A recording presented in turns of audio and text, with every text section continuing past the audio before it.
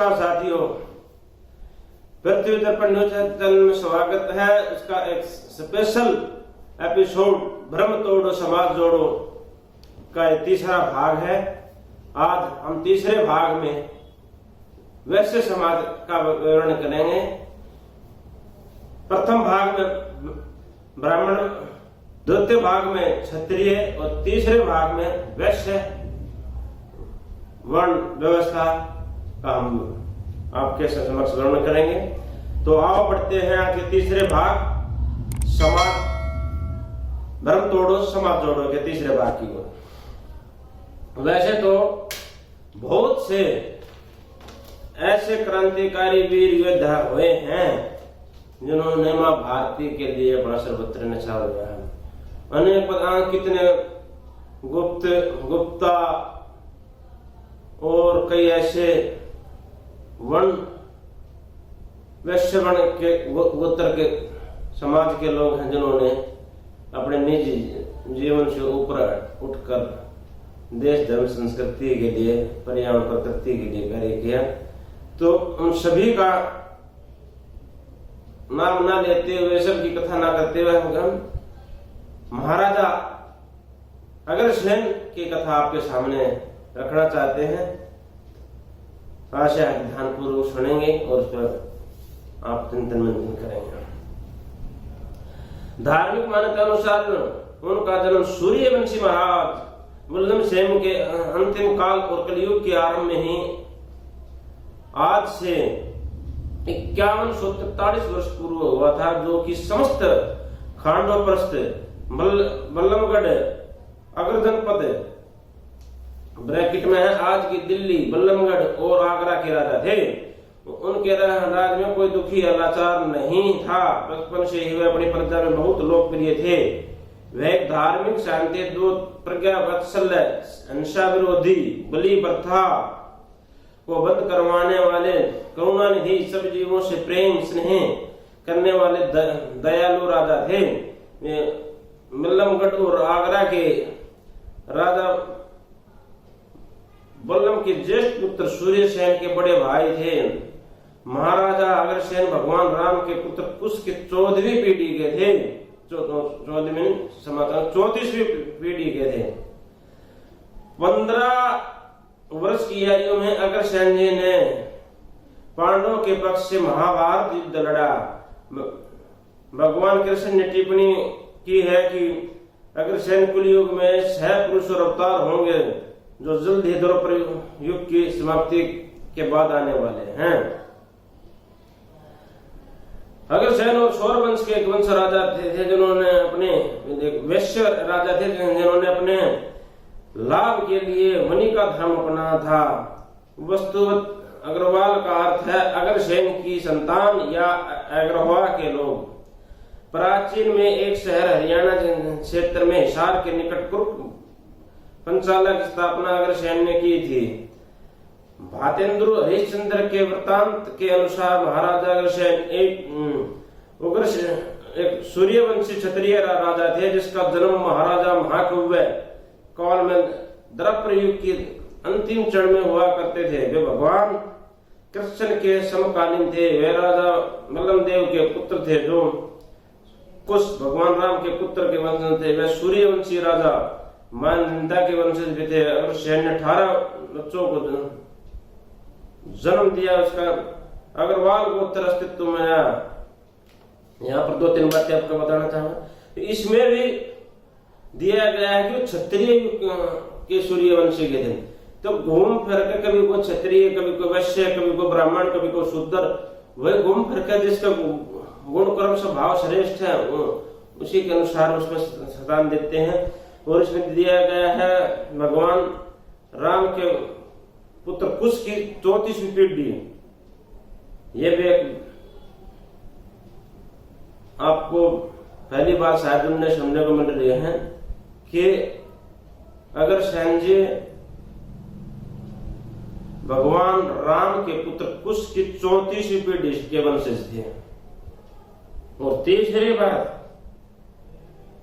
कि अग्रसेन के 18 बच्चों यानी कि 18 गोत्र हुए हैं। कुछ हमारे जो मित्र हैं वे वो बताते हैं कि 17.5 गोत्र माने गए हैं, आधा और उसमें प्लस होता है। कैसे क्या है उसमें बात में विस्तार से विचार हो सकता है। तो आओ बढ़ते हैं आगे।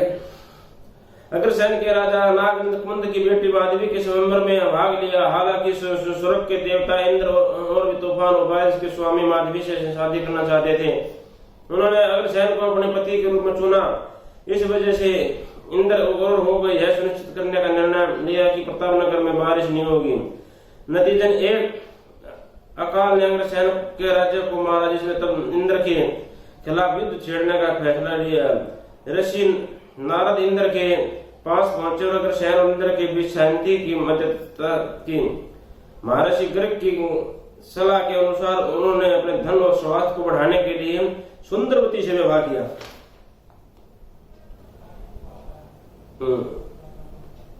यहाँ पर इंद्र का टकराव का विवरण आता है। इस समय में इंद्र जलन और गुस्से से बाहर हो गए। उन्होंने प्रतापनगर वर्षा का होना रोक दिया।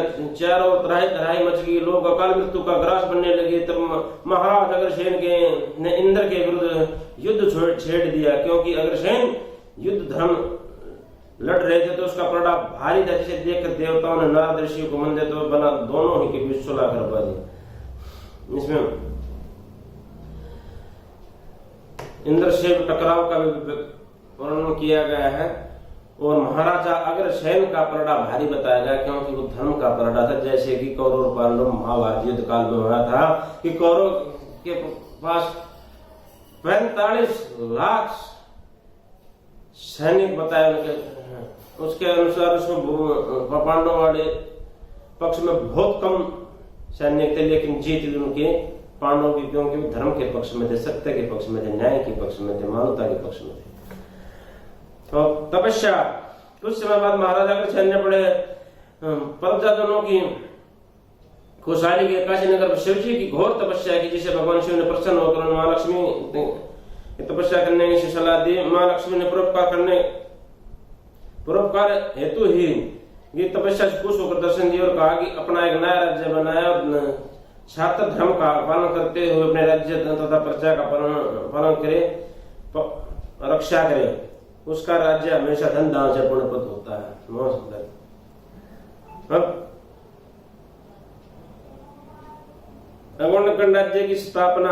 अपने नए राज्य की स्थापना के लिए महाराजा अग्रसेन ने अपने रानी माधवी के साथ भारतवर्ष का भ्रमण किया। इस दौरान उन्हें एक जगह पर शेरनी का शावक को जन्म देते दिखाई दी। जन्म देते इस शावक ने महाराज अग्रसेन के हाथी को अपनी मां के लिए संकट समझकर तत्काल हाथी पर छलांग लगा दी। उन्हें लगा कि यह दैवीय संदेश है जो इस वीर भूमि पर राज्य स्थापित करने का संकेत दे रहा है। ऋषि मुनि और ज्योतिषियों की सलाह पर नए राज्य का नाम अगणियता रखा गया और जिस जगह शावक का जन्म हुआ तो उस जगह अग्रधो की राजधानी अग्रवाह की स्थापना की गई है। यह जगह आज के हरियाणा के हिसार के पास है। आज यह स्थान अग्रवाल समाज के लिए 5वें धाम के रूप में पूजा जाता है। वर्तमान में अग्रवाल विकास ट्रस्ट ने बहुत सुंदर मंदिर, धर्मशालाएं आदि बनाकर यहाँ आने वाले अग्रवाल समाज के लोगों के लिए सुविधा जुटा दी। बहुत सुंदर। देख जैसा कि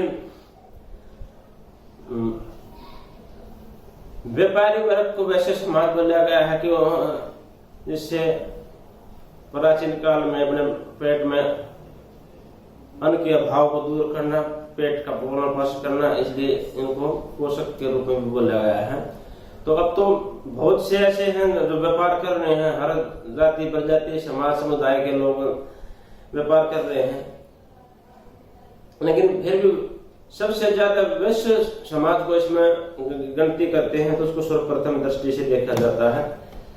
और इस समाज में आप नौकरी वाले कम और अपने व्यापार वाले ज्यादा मिलेंगे। व्यापार के साथ साथ वे सामाजिक कार्यों में भी लगे रहते हैं। कहीं पर दान दक्षिणा की बात आती है तो वहां भी दिल खोल के करते हैं। बहुत सी गौशालाएं ऐसी हैं जो वैश्य समाज उनको मिलजुल कर बहुत बेहतरीन तरीके से चला रहे हैं। बहुत से ऐसे हॉस्पिटल हैं जिसको ट्रस्ट के माध्यम से बनाकर ट्रस्ट को चला रहे हैं। तो ये भी एक प्रकार से एक सेवा है देश की, समाज की। कहीं गौशाला खोल दी, कहीं हॉस्पिटल खोल दिया, कहीं स्कूल खोल दिया, या कहीं धर्मशाला बनाकर धार्मिक कार्य या समाज के अन्य किसी कार्य में आ जाए। मित्रों, वैसे तो किसके घर पर क्या जन्म ले जाए कुछ नहीं पता चलता, फिर भी हमें किसी एक वर्ण को, एक जाति को, एक समाज को कभी भी दोषी नहीं ठहराना चाहिए। अच्छा बुरा व्यक्ति पता न किस समाज में, किस जाति में, किस समुदाय में मिल जाए, कुछ नहीं पता चलता। तो और एक बात ये यहाँ पर कहना चाहूंगा कि नौकरी पेशे वाला इतना दान दक्षिणा नहीं दे सकता जो व्यापार करने वाला व्यक्ति दे सकता है। और इस धरती पर जो ये धार्मिक कार्य होते हैं, सामाजिक कार्य होते हैं, सेवा के कार्य होते हैं, ये दान और सहयोग के बगैर आगे नहीं बढ़ सकते, इसमें परम आवश्यकता आती है। तो कोई बोलता है कि पैसे के पीर हैं, पैसे से शुरू हैं और पैसे पे खत्म है, टकाई धर्म टकाई कर्म, उसके अलावा कुछ नहीं सोचते। नहीं, एक से एक बुद्धिमान व्यक्ति पड़ा है, एक से एक विद्वान व्यक्ति पड़ा है जो पैसे का पीर और पैसे से ऊपर उठकर बहुत कुछ सोच सकता है। माना कि पैसा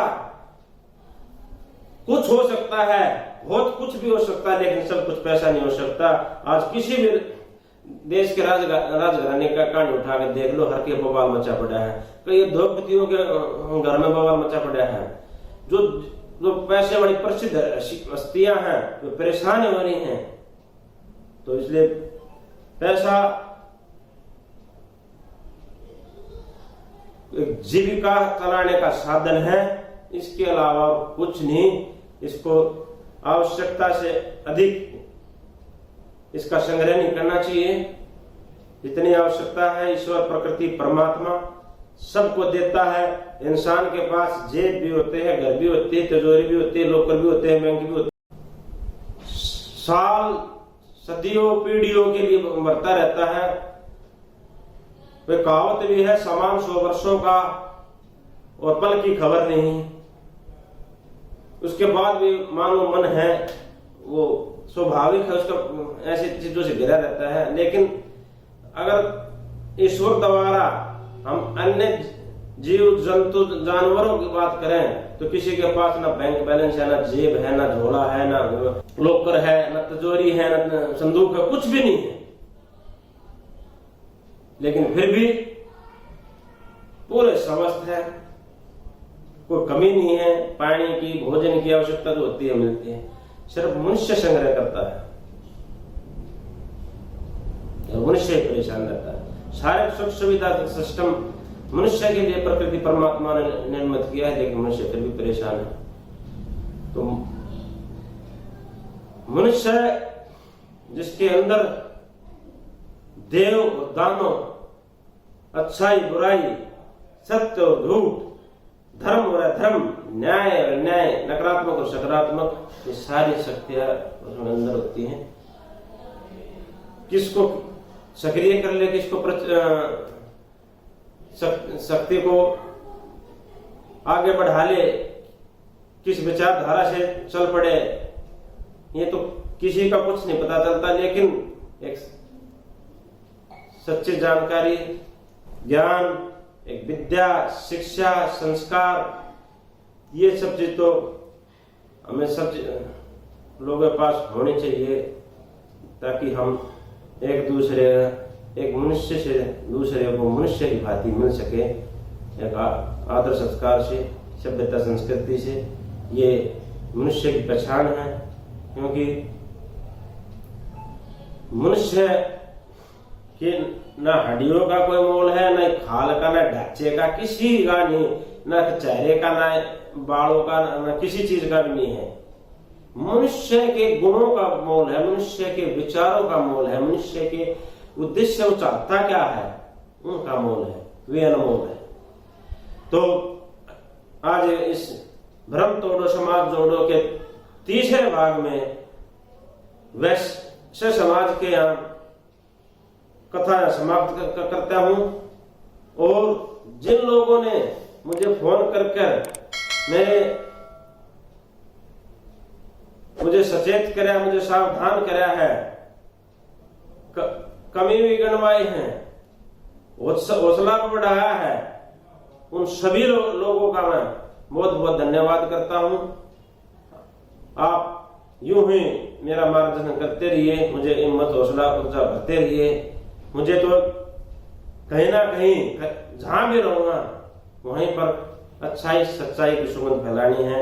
एक इंसान होने के नाते, इस सनातनी संस्कृति सनातनी धर्म का अनुयायी होने के नाते, इस भारतवर्ष में जन्म लेने के नाते, या वर्तमान की विषम परिस्थितियों में उड़ता जा रहा है देश, इसको सही पट्टी पे लाने के नाते, या कुछ समय संकेत को या आत्मा का उद्घोष को, लेकिन अपना निजी व्यक्तिगत कुछ नहीं है। सिर्फ और सिर्फ राष्ट्रता, मानवता, सभ्यता और सनातन संस्कृति को बचाने का प्रयास है कि देश के एकता, अखंडता, महानता का अस्तित्व सदा सदा के लिए बना रहे और भटकी हुई मानव जाति को मार्गदर्शन कर सके। यही अपने विचार, अपना लक्ष्य, अपना उद्देश्य। आपका दिन शुभ हो, आपका जीवन शुभ हो, आपका देश समाज संस्कृति शुभ हो। इन भावना शुभकामनाओं के साथ आप सभी को जय हिंद, वंदे मातरम, नमस्कार साथियों। ओम धैर्य धारणम, ओम धैर्य धारणम, ओम धैर्य धारणम। महाराजा अग्रसेन जी को सत सत नमन, सत सत नमन, सत सत।